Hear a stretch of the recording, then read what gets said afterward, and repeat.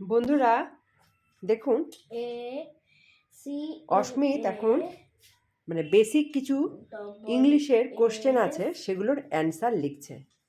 তো একটা 5 বছরের বাচ্চা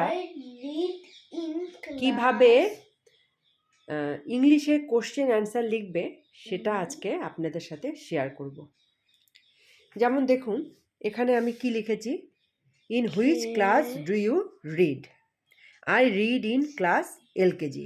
এই সেন্টেন্সটা বা অ্যান্সারটা আমি লিখে দিয়েছি। তারপরে কিন্তু 3টে লাইন গ্যাপ রেখেছি, এটা বাচ্চাটিকে লেখানোর জন্য।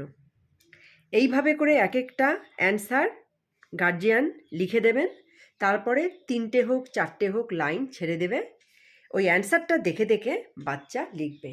এই লিখতে লিখতেই কিন্তু তাদের শেখা হয়ে যাবে। নেক্সট কোশ্চেন দেখুন, in which school do you study? Same